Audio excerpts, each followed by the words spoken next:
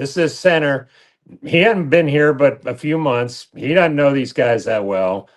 Taking over for Cade Mays and Austin Corbett. And I like seeing him in there mixing it up because here Mike Jack and Bryce looked like they were close to throwing. And here comes big, number 77 getting in the middle of it. And I think he ended up on the ground, but good for him for He standing did. up for his quarterback. He did. I mean, we are light years away from, I forget what team it was. I don't know why I want to say it was the Vikings. I forget what team it was. And Dunk, you probably remember. Joe, you probably remember too. Bryce he took a lot of late hits that rookie season. And Vikings. at one, it was like an egregiously late, ridiculous, just It was avoidable DJ hit. Wano.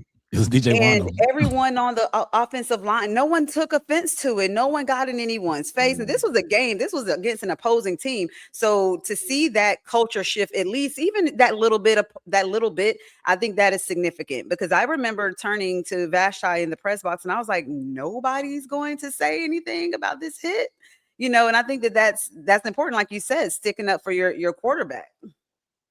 I'm glad you pointed that out. I forgot about that, but you are I absolutely remember right. that.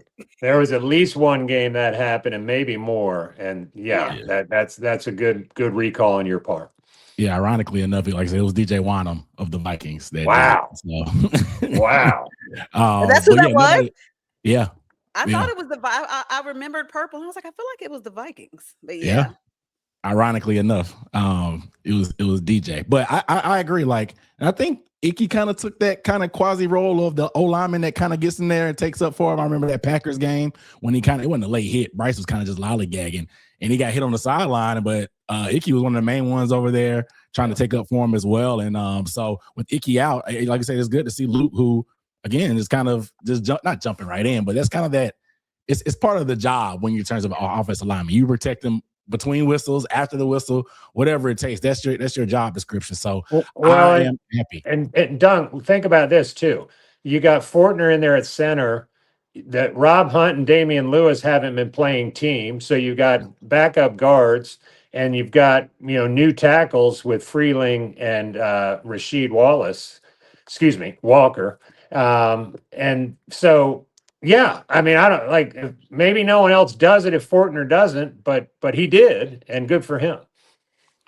Yeah, with those guys out, the starting group. Yeah, I mean, it's nice to see that type of chemistry and stuff built up, and just taking that ownership of that quote unquote role as that protector, especially with him looking like to be the starting center right now. I guess, what are your guys' vibes about camp fights though? Like, are you all for them? Is it the type, like, because we see on Hard Knocks where he gets mad about them just kind of wasting practice time and it not being really productive. How are you guys, like, what are your guys' reads on fights? Or you think it kind of brings the team together? Or you just kind of like, it kind of is what it is. It happens. You do it and move on. Like, how are you guys on that? Go ahead, Sheena. First, Joe? No, jump in. I like it. I think that shows some intensity. I think it shows some competitive nature. I mean, no one wants to see this team be Rudy Poo and soft because we are not that far removed from seeing that. We're not that far removed from seeing that. Now, when it gets to the point where it's just continuously disrupting practice, you got to curtail it in. But, the little squabbles that we've seen, they've been able to kind of decimate really quickly and get back to what they were doing. But I like to see that. I like a little fire and a little intensity. Dave Canales said that he does too. I'll say this. I was debating whether I wanted to write a story on this on Monday, Dunk, and the fact that we had Nick Scott really kind of talking about it, and Jero Avero happened to talk to the media that day, and it was kind of a cool opportunity to not just sit there and say, well, and then this guy threw his helmet and this guy went to the ground. It was really kind of a deeper dive into, like, where's that line? You hear about thud, and Nick Scott was talking about thudding guys up. And he said, if I am square up on a guy, shoulder to shoulder or face to face, and I'm hitting them. I don't care if it's Jonathan Brooks. I don't care, obviously they don't hit the quarterbacks, but other than that, he said, I'm going to hit them. And again, I respect this too. Nick Scott said, whenever he's involved in a play where he has contact and the offense takes offense, he makes a point to go look the guy up. So on Monday, he looked up Jonathan Brooks and he said, "Hey, man, we cool?"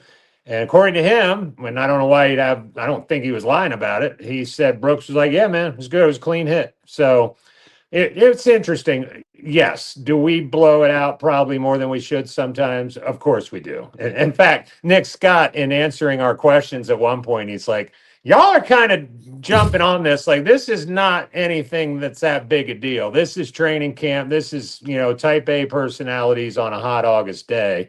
And it's like, well, it's kind of what the media does, Nick. Sorry. Well, especially in the Panthers situation where the fans aren't there. And it's always during a non-shooting point of practice. So we have to be as descriptive as we can because we can't give you guys a video. The Panthers aren't going to post a fight video. So we have to be as descriptive as we can, being that we're the only people there to witness it. So that he has to kind of take good with the bad when it comes to that. Yeah, I think, and like you said, Evero, he had some comment, and he was just talking about the physicality and just being able to, kind of like I mentioned earlier, like they need to get that type of work in practice. Like they want to be physical. You can't preach physicality and then get in practice and moan and complain. I know the offense is going to complain just because that's what they do. They don't want to get hit, but it is football. Yeah. Like Brooke, it's football. It's part of the game. Like, yeah, you don't want to catch anybody slipping. Stay off the legs, of course, in practice, but I mean, you got to let the pass pop at sometimes, So, and we got like Lathan Ransom. He has bad intentions every time he arrives at the football. And it's the mentality thing. I think Nick Scott he's had some hard hits too.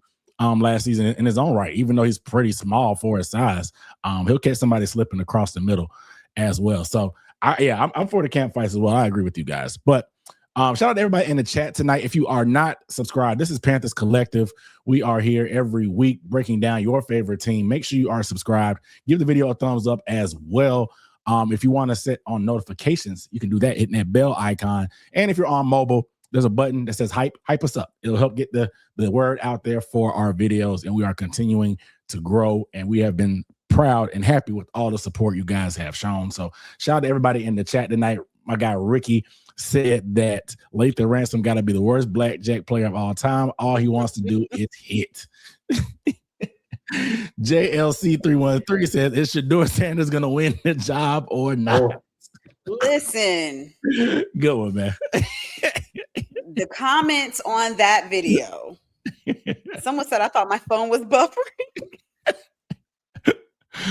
shout out to Jimmy. He answered that perfectly. He handled that situation perfectly.